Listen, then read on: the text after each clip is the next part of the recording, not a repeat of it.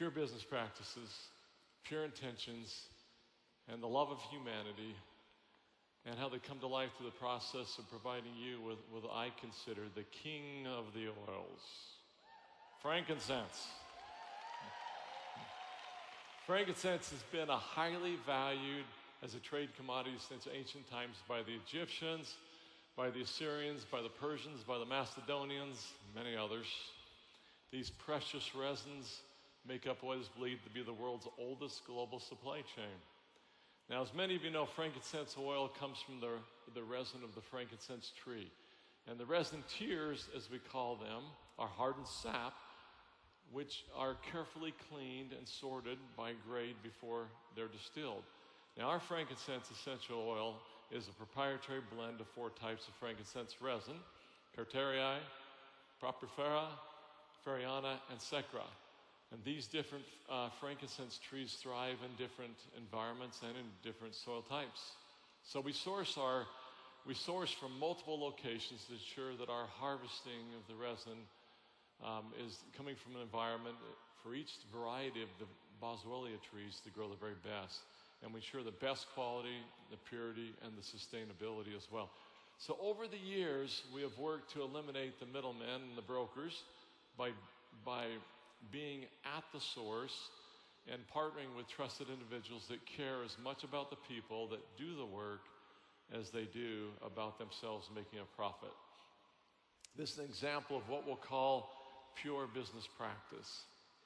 To begin with, most frankincense oil is sold today as synthetically engineered. And many times it's not frankincense oil at all. So normally, the resin is harvested and sold to shopkeepers who sell it to middlemen and consolidators, and eventually it arrives at a port for export.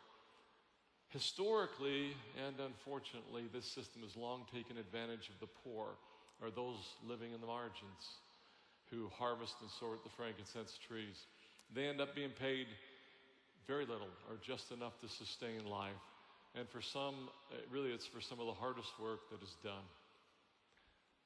In 2014, Emily Wright and I traveled to Somalia, taking off in a small plane from Nairobi, Kenya at 2 a.m. in the morning.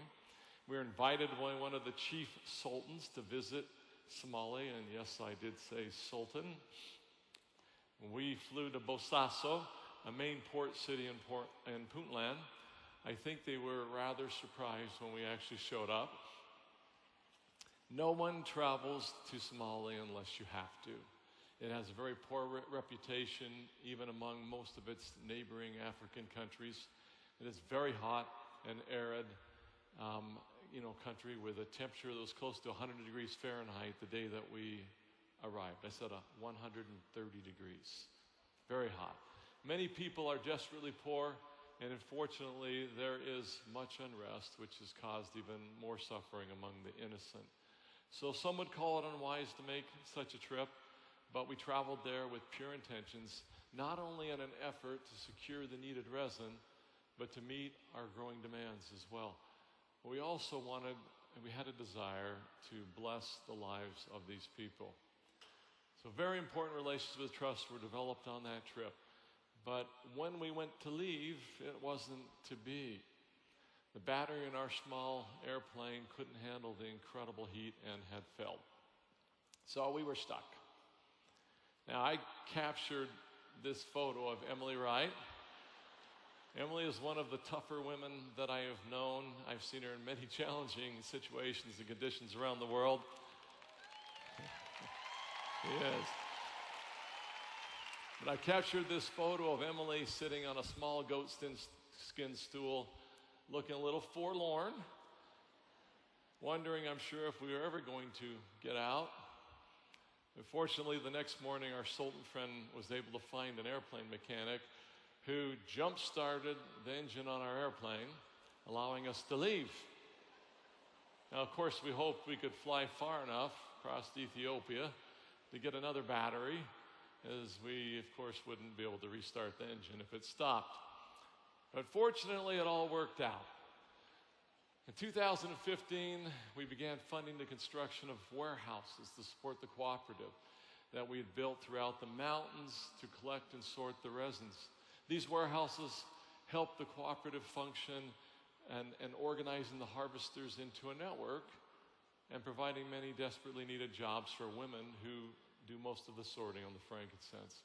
So this partnership has been a huge success. It's been providing employment and security for those who are participating in our supply chain.